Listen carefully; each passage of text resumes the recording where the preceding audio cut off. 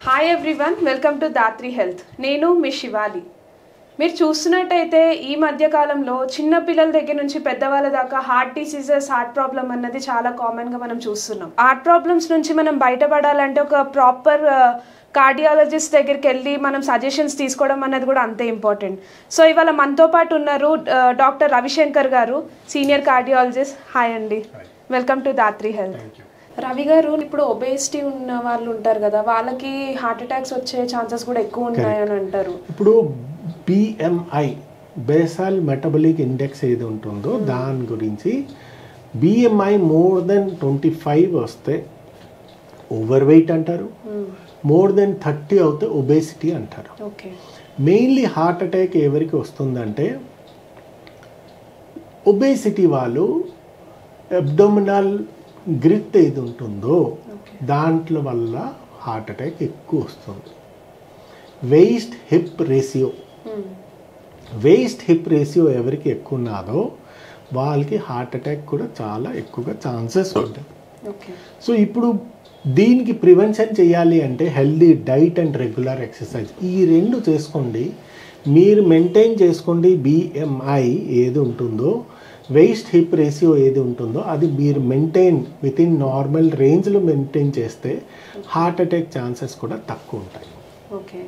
And ఇప్పుడు food habits గురించి మాట్లాడుకున్నాం కదా, లైక్ డైట్ ప్లాన్ ఎలా ఉంటే బాగుంటుంది? డైట్ ప్లాన్ ఆల్వేస్ మీరు లిమిటెడ్ క్వాంటిటీ కానీ ఫ్రీక్వెన్సీ ఎక్కువ తీసుకోండి. ఒక్కటే టైంలో ఎక్కువ తీసుకొని లంచ్ అనుకోండి, కడుపు నిండుగా ఎప్పుడు తీసుకోకండి. ది మోస్ట్ ఇంపార్టెంట్ అవుతున్నది, కడుపు నిండా ఎప్పుడు తీసుకోకండి. మీరు ఫ్రీక్వెంట్ మీల్ రోజుకి 3 సార్లు చేసుకోండి, 4 సార్లు చేసుకోండి. ప్లస్ ఎప్పుడు ఏది ఉన్నదో మార్నింగ్ అవని, మార్నింగ్ అవని, ఆఫ్టర్నూన్ అవని, నైట్ అవని మీరు లిమిటెడ్ క్వాంటిటీ చేసుకుంటూ కొంచెం తీసుకోండి. Number 1. Number 2, maintain the timing. 1 to 1:30 లోపల లంచ్ అంటే 1 to 1:30 సుమారుగా చేసుకోండి everyday.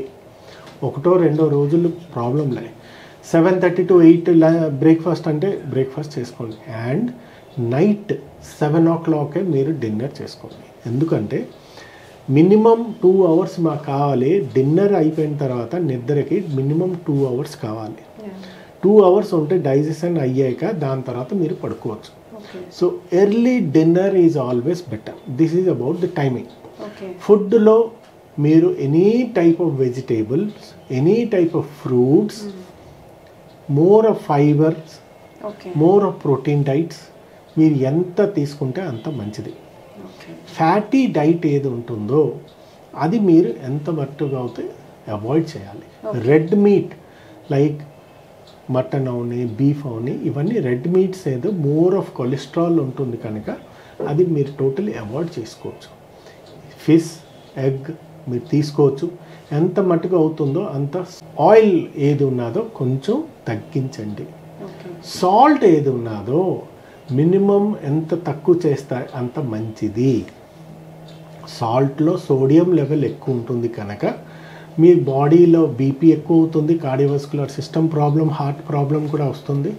So more vegetable, more fruits, more fibre diets, less salt, less junk foods, less pizzas, less burgers and less oil తీసుకుంటే మీరు proper డైట్గా వస్తుంది. సో సార్, ఇప్పుడు మీరు చెప్పారు, ప్రాపర్ డైట్ ప్లాన్ చెప్పారు, అండ్ ఏమేమి కన్జ్యూమ్ చేసుకుంటే better, and what ever exercise we can do అని చెప్పారు. బట్ ఇక్కడ నాకు ఇంకో క్వశ్చన్ రేజ్ అయింది. ఏంటంటే లైక్ జిమ్కి వెళ్ళి ఫిట్నెస్ మెయింటైన్ చేస్తున్నారు ఈ మధ్య చాలామంది, అండ్ హెవీ ఎక్సర్సైజెస్ చేసేస్తున్నారు. సో అక్కడ కూడా స్పాటెడ్స్ అవుతున్నాయి. Even though they are taking the good meal and good food, good nutrition, but still why they are facing these things? Over training is always bad. Over exercise is always bad. Anything మీ limit ఏది ఉంటుందో దానికి cross చేసి మీరు చేస్తారో always bad. మీరు exercise చేయాలి. It should give you peace of mind, not the pain for the body and pain for the heart. Mostly ఎవరు ఎక్సర్సైజ్ చేస్తున్నారో వాళ్ళు సడన్ డెత్ ఏదవుతున్నారో 3-4 కారణాలు ఉంటాయి. ఒకటి మీకు తెలిసింది హార్ట్ అటాక్ కూడా రావచ్చు. రెండోది HOCM అని hypertrophic cardiomyopathy is a very common. వాళ్ళలాంటి వాళ్ళు ఎక్సర్సైజ్ చేస్తే సడన్ డెత్ అవుతారు. హార్ట్ అటాక్ అంటే ఇది ఇంపార్టెంట్. ఓకే. మూడోది ఎయోటిక్ స్టెనోసిస్, వాల్వ్స్ ఏదో మూసుకుపోయి ఉంటే సడన్ ఎక్సర్సైజ్ చేస్తే వాళ్ళకి అది కూడా అవ్వచ్చు. ఓకే. కొన్ని కంజెనిటల్ డిసీజెస్ ఉంటాయండి, genetic diseases, Brugada syndrome, long QT syndrome, ఇట్లాంటివి ఏది ఉంటుందో వాళ్ళు కూడా ఎక్సర్సైజ్ వల్ల సడన్ డెత్ అవుతారు. Okay. Most of the athletes football చేస్తున్నప్పుడు సడన్గా కొలాప్స్ అయిపోతున్నారు, వాళ్ళకి HOCM ఉన్నది. ఓకే. HOCM అంటే ఏంటంటే ఒక బ్లడ్, ఒక హార్ట్కి థిక్నెస్ ఇంత ఉండాలి కానీ ఇంత అయిపోయింది.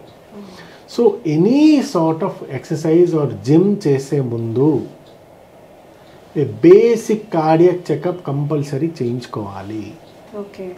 ఇవాళ రేపు జిమ్లో కూడా వాళ్ళు హార్ట్ డాక్టర్ నుంచి క్లియరెన్స్ తీసుకున్న తర్వాతే మెంబర్షిప్ ఇస్తున్నారు కొన్ని జిమ్స్లో. ఓకే. సో ఏ పర్సన్ అవని 20 years అవని 30 years అవని ఎవరు అని వాళ్ళు జిమ్కి వెళ్ళి హెవీ ఎక్సర్సైజ్ చేస్తారు ముందు బేసిక్ ఈసీజీ, ఈకోకార్డియోగ్రఫీ కంపల్సరీ చేయించుకోవాలి అండ్ షుగర్ లెవెల్. సో ఈ 3 చేయించుకుంటే మీకు ప్రాబ్లం ఏంటి లేదు అనుకోండి, హ్యాపీగా ఎక్సర్సైజ్ చేయొచ్చు. ఓకే. సో ఎక్సర్సైజ్ చేసిన తర్వాత కూడా ఆల్వేస్ నేనేదో 1 monthలో 10 kilos తగ్గిపోతాను అని హెవీ ఎక్సర్సైజ్ ఏది చేస్తున్నారో అట్లాంటి వాళ్ళకి ఓవర్ ఎక్సర్సైజ్ వల్ల, ఓవర్ స్ట్రెయిన్ వల్ల హార్ట్కి ప్రెషర్ ఇచ్చి చనిపోతున్నారు. ఓకే. సో ఆల్వేస్ మీ లిమిట్ ఏదో అందుకే అంటారు ఏంటంటే ట్రైనర్కి తీసుకోండి. First body, upper body, lower body ఒక సిస్టమేటిక్ వేలో తినాలి. ఇష్టం సారా మీ ఇష్టంగా చేసుకుంటే అక్కడ ప్రాబ్లం వస్తుంది. So thank you so much sir for giving the valuable information. Thank you అండి.